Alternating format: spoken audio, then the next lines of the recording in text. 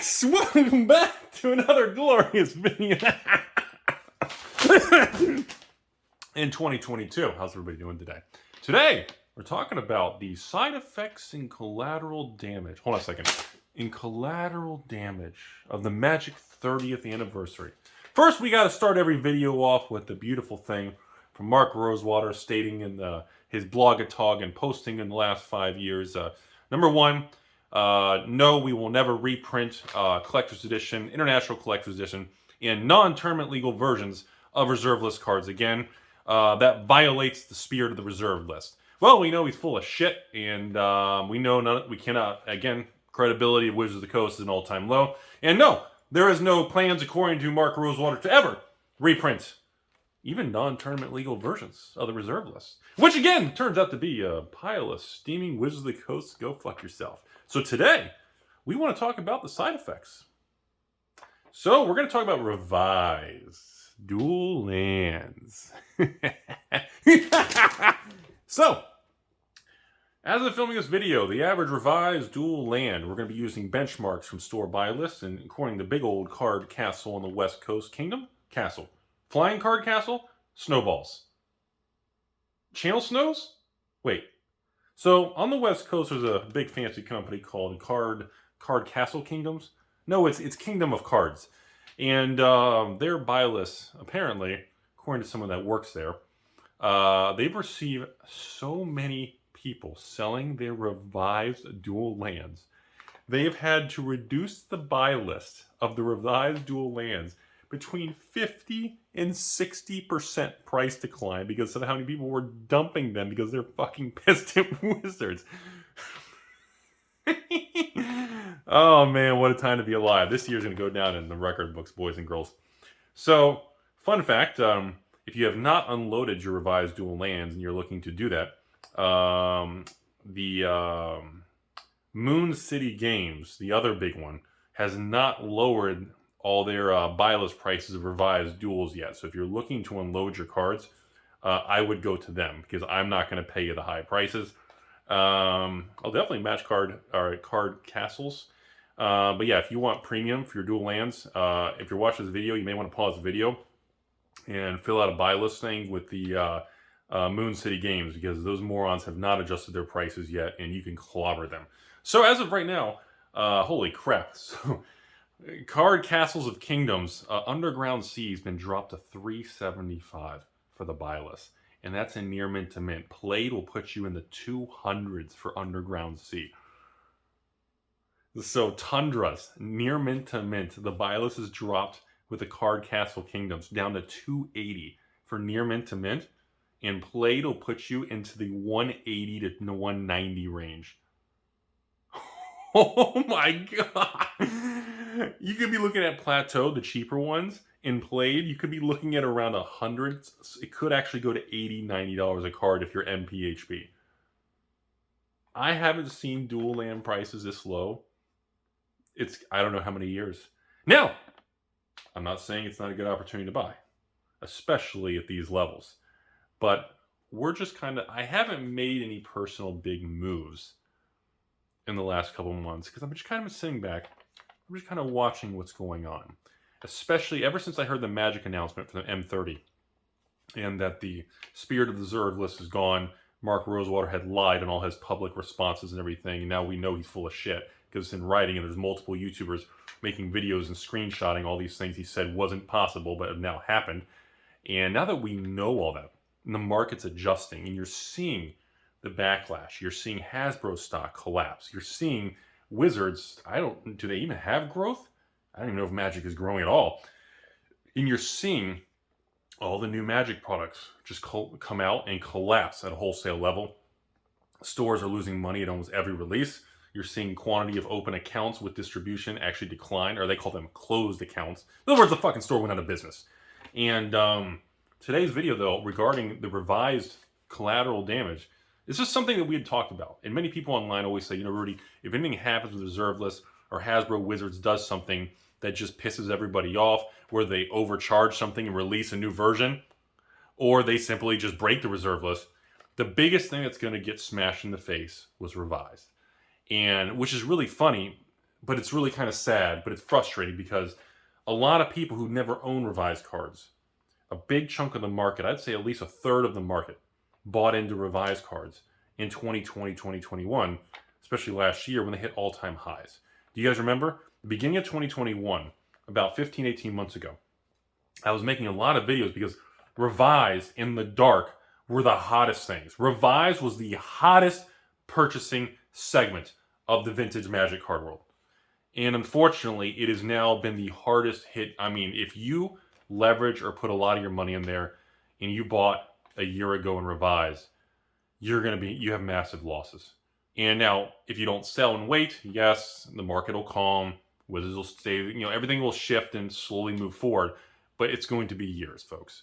I do not expect revised to hit new highs and break records and Underground Sea to break above $1,000. I just don't see that happening in the near term. I do still believe it's very realistically going to happen, but it's going to take a really long time, which may not be worth it. So we know a couple things for a fact.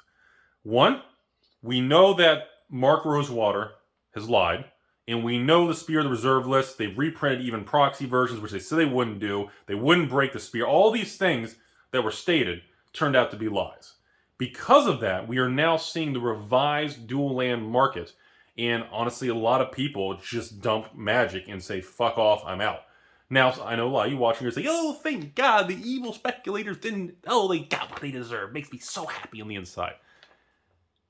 I guess, I guess if there's always going to be that segment of human population that loves to watch other people fail.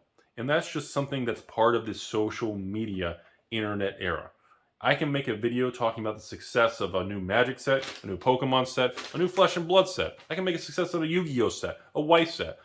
And the views on that will be 10,000 views, which I know to some of you is still a lot, but to me that's very low. But if I make a video like this, and you're going to see the title of the video of, revised duels collapse over 50%, the views on this type of video after probably 3 to 5 days, this video is probably going to get 50 to 100,000 plus views.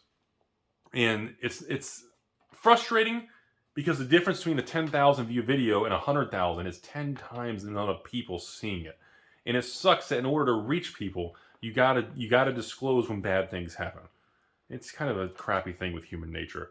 So that's where it's at. We know for a fact now that there's no way to argue anymore. We know based on Wizards' actions that the theory before was revised was going to be the first to get Chuck Norris. We now have actual data based on something happening from Wizards, reprinting reserve list cards and proxies or Spear, all these things that has gone to hell. We can now see actual data, which is revised dual lands, as many of us had theoried, have dropped on average 50% within 90 days. Actually, I don't even think it's been 90. Was it been 30 days since they announced it? Hasn't been long at all. Very, very quickly. So, the next thing, where do we go from here? What does this mean? So, there's a lot of speculation. And of course, I probably didn't help that speculation when I gave you guys my response. And that video's got like 150,000 views. And I told you all, my speculation was, this is going to be a huge cash cow for Wizards and Hasbro, unlike anything they've ever experienced before. And it's going to bring in absolute insane. My prediction, I'm telling you guys, at $1,000 or $1,100 with taxes for each little thing, and their cost, we're talking, in my opinion, a 90% profit margin. Even paying scale fast shipping and handling, credit card processing, I believe 90% of gross revenue will flow to bottom line net profit. Or, go through the EBITDA and all the way down. You'll see the earnings in it, but I think it's going to flow through in, so essentially every $1,000 order, I believe 950 of every $1,000 order is going to be profitable. And I believe they already printed a lot of these. They're holding back for future events and future drafts or whatever. And I also believe that, they're going to make an absolute killing. And I believe the board of directors and Dr. Cox is going to, when he sits in the room and everybody feeds the cock the answers, and Mr. Cox sits back and gets very excited and stands up, and he's the tallest cock in the room. And when Mr. Chris Cox says that, I'm very happy, and he walks around the room, and as Mr. Cox walks around and touches everybody, I think everybody else is going to get excited. And I think after that, other people are going to present Dr. Cock more things moving forward on how to make a lot of profit.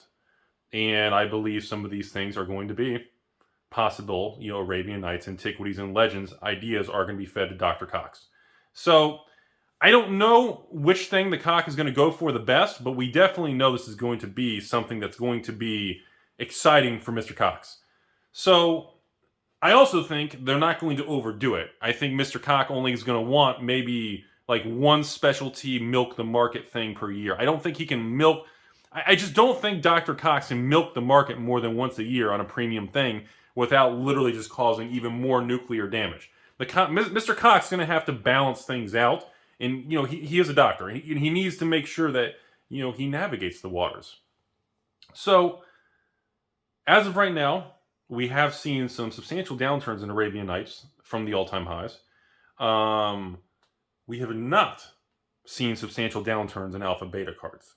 So if you have excess capital to deploy and you're looking at different categories, alpha beta, it's off its highs, but it's not enough to really be noteworthy or dramatic. I don't consider within 10-15% off all-time highs to be noteworthy. Even 20% off all-time high for an alpha card is if an alpha card was $100 and now it's $5,000 and it goes back to $4,500, that's still within the range and variance of market noise, in my opinion. So, what does this mean? It means the market is repricing, knowing that they lie and that the credibility anything they say can no longer be trusted. And I think Revise is going to have a very hard time coming back up in price unless we get more clarity and more, answers and more transparency in the future. I do not think reserve lists and old magic cards is a bad thing. I have no intentions of selling anything I own. I'm still buying collections and doing things, and honestly, some of these prices are incredibly attractive. But I think it's important for people to understand that, there is no easy money in these old magic cards anymore. There is no buyouts and easy spikes in prices. And now that we know Wizards and Hasbro, at any point in time will do things and knowingly change even when they answer and tell you they won't, and they will lie and do it. And then when it's even published online, everybody, you have to view it differently. And you have to truly enjoy the old magic. Remember, folks, for those of you selling out, screwing, I'm out, dumping everything to card castles, and that's why the buy list is just sinking down from the weight of people dumping. I want people to understand, these old magic cards do not represent today's Hasbro and Wizards of the Coast. The original cards and the original design, the original rarity, the original intentions do not represent what is today. So I also want people to understand, when you own those or you look at those, they feel different, they look different, because they were made with a different thought process and owned and managed by a company that doesn't exist anymore. And that is still a truly special thing. And no one can tell me an underground sea or a tundra, taiga, whatever. When I hold that new Magic 30th version and I look at even a revised version, to me, they don't look much the same at all. Sure, a section of the card reused the same art, but the text, the tap symbol, the actual words on the card, the font on the card, the coloring, the frame, everything's different. So to me, I don't view it the same, but I believe the market is just angry. And it's going to take a long time for people to stabilize and move forward because people are just angry. The market right now, and these buy listings just utterly collapsing due to people dumping revised cards to stores, is a side effect mostly of emotion, betrayal, and people just want nothing to do with Wizards anymore. And, those people are, you got to remember, we're in a time where when somebody's pissed and they dump their stuff or they tell someone, an angry person is going to tell 10, 20, 30, 40, 50 people. That's not including social media. They just want to, if something bad happens, you always, you ain't going to believe what happened to me, Timmy. When something good happens, you may tell one or two people. So you have to remember that. Whenever bad things happen, it spreads faster, wider, and more intense than positivity. So right now, until that spreads and fully just kind of flows through the market and the waves stop, this stuff can drop more. That's not something I say very lightly or very often with reserve lists and old cards. But when it comes specifically to revised, you need to use extreme caution. Now, if you don't own any Revise, you've always wanted to, and you're like, holy crap, I can finally buy them at a half price. Well, probably buying in or buying a card a week or one a month or slowly building into it over the next 6 to 12 months is going to be a pretty smart move long term. But understand, in 13 months from now, it's not going to 10x your money. There is no free tendies. There is no making quick money. The Fed has ensured ice water in the economy. I don't care what anyone says. It is a recession, and I don't care what anyone says. There's nowhere to hide and park money to really 10x your money. That's 2021. You will never see it again, at least in the years I'm going to be on YouTube. By the time that era comes around again, it's going to be a really many, many years, folks. So I hope you all learned something. The point of this video was to share a different perspective with Dr. Cox at the helm, Dr. Mark Rosewater, who clearly everything he says that we've had evidence and writing and printouts and people making videos about the Spear the Reserve list, not reprinting even non-tournament legal versions or proxy versions that would never happen. So now that we know all of that is a lie and doesn't mean anything anymore, you need to take that into consideration when buying old magic. Do you still want it? Do you still appreciate it? And you remember, I still don't think it's going to affect a lot of things. And again, like Arabian Nights, well, they're going to reprint Arabian Nights and just, remove half the cards in the set for being culturally insensitive. I mean, what are you going to do? Take a 90 card Arabian Nights set and reprint 60 of them? What are you going to do? I mean, there are limitations to what they can do. So just remember that, folks. Hope you learned something today. And like I said, I know I'm coming off a little bearish and everything, but I think it's important we just talk about what's happening. I think that's important, right? No? Or just give up. It's all going to go to zero. It is at zero. It's going negative. We got to pay Wizards the whole reserve list.